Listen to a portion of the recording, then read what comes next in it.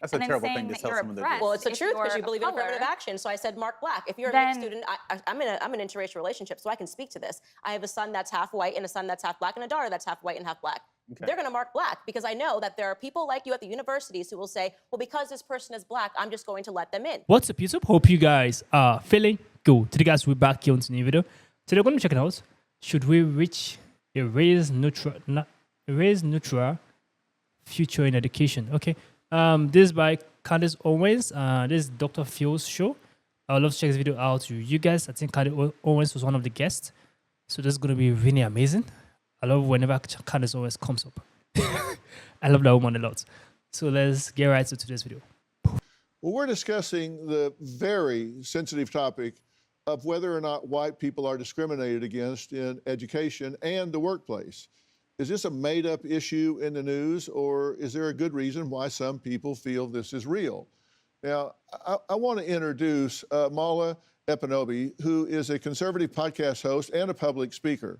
Mala, you've been listening to everything that we've been talking about here. I said there may be a third factor here. They don't have the opportunities in some of the schools they're coming from to get prepared, and that has to be addressed, but we can get back to that in a minute. But what do you think about what we're talking about so far? Right, I'll talk to your example that you gave about the Monopoly game and a white person being able to run the track twice over and a black person starting after that.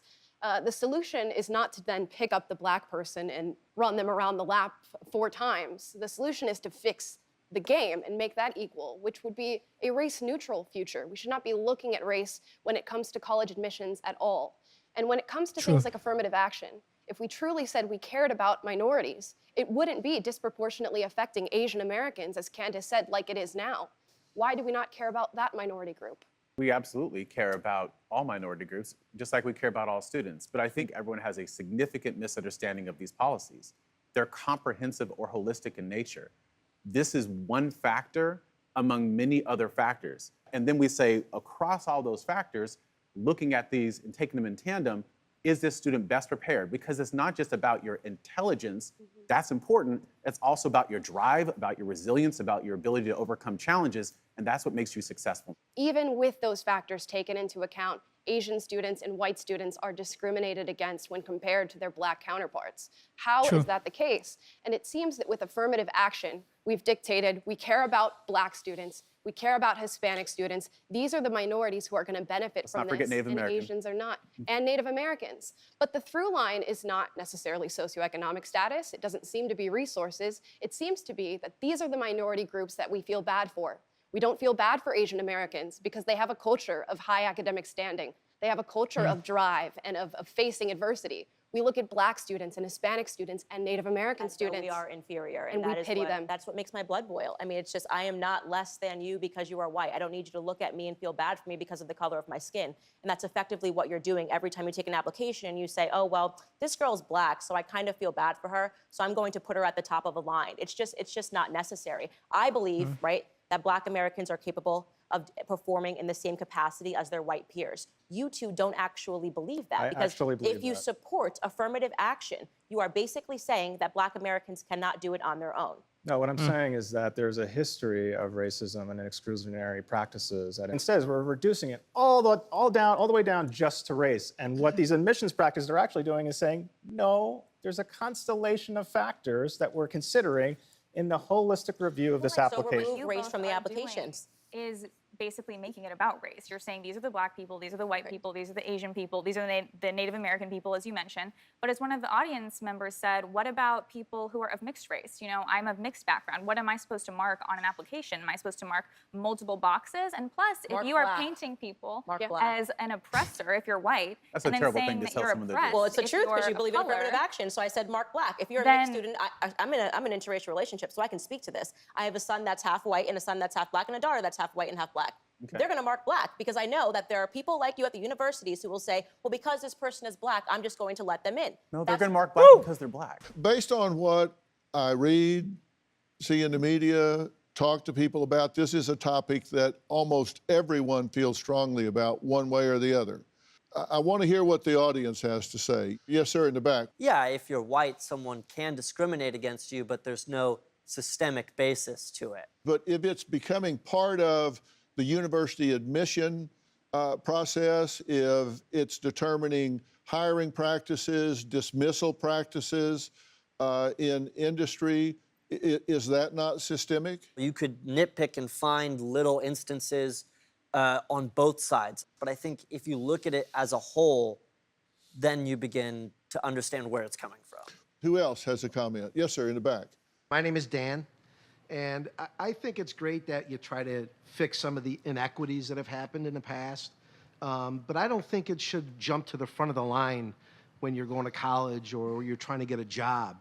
I think it's important that we address it very early on, where a lot of the major issues are happening in the families of some of the ones that are maybe disadvantaged, or if they're having trouble in school, it started at the elementary school level, where once they get to the admissions process or get to a job interview, it's based on your merit. Candace, are we compromising standards Yes. if we do that because we haven't fixed the problem down the line? That's correct. It is the policies are harmful also to the people that they purport to help, and we have all of the evidence there to look at.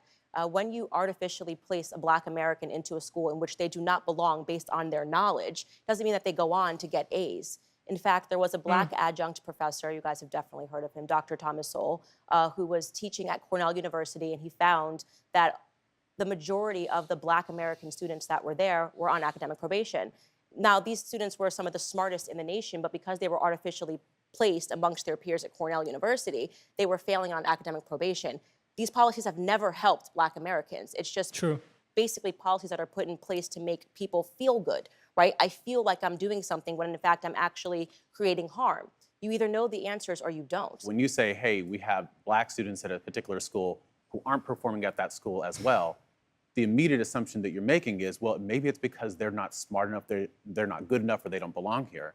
Whereas it could be about the experience that they're having at that institution. Professors who believe that they're not intelligent enough, that they don't have the capability to do the work, that they see them as criminals, deviants, dangerous, up to no good, or they talk about them with the they statements. They're lazy, they don't care, they don't really belong here. They're only here for the financial aid. I'm giving you actual facts. No, right? I'm giving you actual facts based upon extensive and you can say, well, maybe they research just that's don't been feel done. good. But that's not the case. I mean, I went to university. I did not feel good, right? I didn't pull the best grades in high school, probably got into a better university than I should have gotten into based on my performance in high school. It wasn't because of my feelings. It's because I wasn't focused on it. And that, we're talking about a cultural problem, what's going on back at home, as was in my circumstance. And none of that is because of institutionalized policy. It almost seems like you guys refuse to accept that, Black students aren't performing well. You feel like you have to have this burden of responsibility when in fact, if you actually wanted to help, you would look at the facts, re-examine the fact that it's not helping anybody, it's not helping Black Americans to artificially place them into universities, and you'd make effective change. But you're making the assumption that Black students are academically inferior, and they're not. No, they're you some of are our most actually. brilliant That's students. the one the making basic. the assumption. That you are making the assumption that they are inferior. You It just is said that why they you don't belong want there. policies. I'm talking about the students that are based on the policies that you are defending right now, saying that we should have these policies that let them into these universities, not based on their skill set, but based on the color of their skin. So you are assuming that they are inferior. This is really, really interesting. Like, there is something about what Charlie has been saying, and also Candace Owens has been saying. If you believe in affirmative actions, means you feel like Black cannot do it on their own. So I think that's what is Coca-Cola is actually promoting also. What airline do that again? I think there's an airline.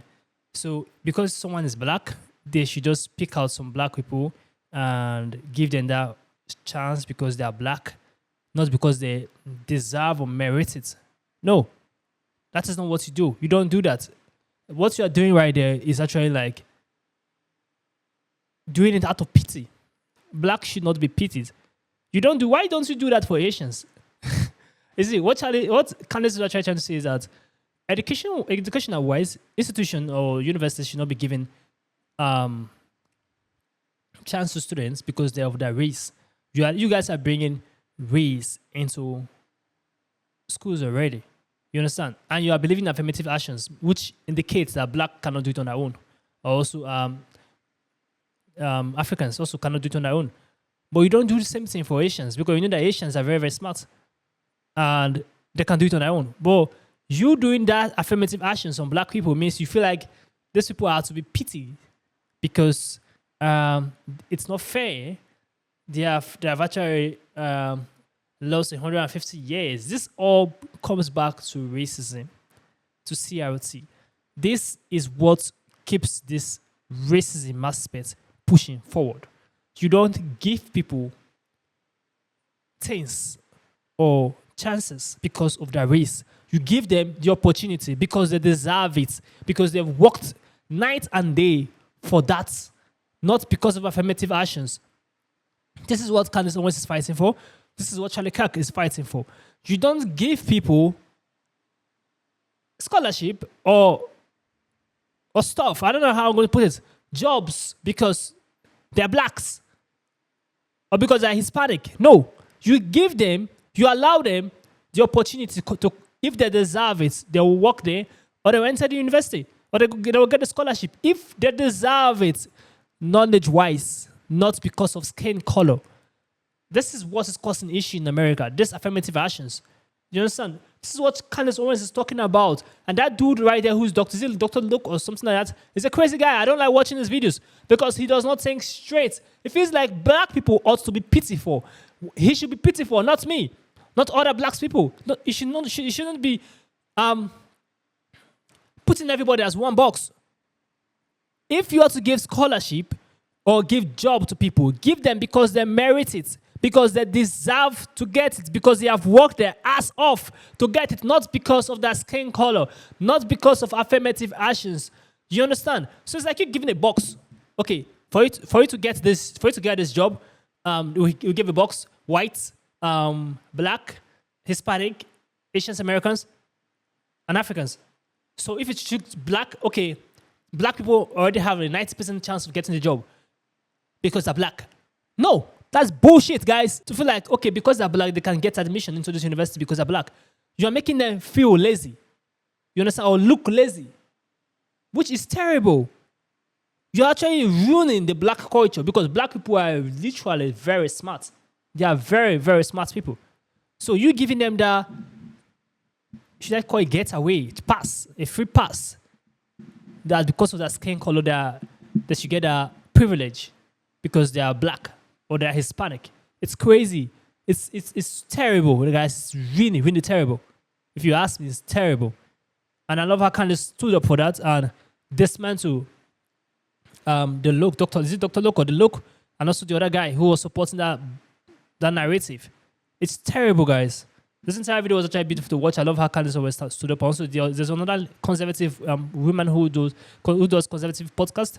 She actually stood up for that, and I actually respected her. And the woman at the left of Candace who spoke out, because this is something we ought to talk about.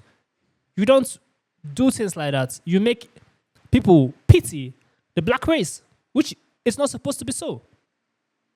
Comment down below, think about the video, give us some thumbs up, share this video as many as you can, subscribe to the channel, guys, know how to do it. We'll see you guys in the next video. Make sure you stay safe.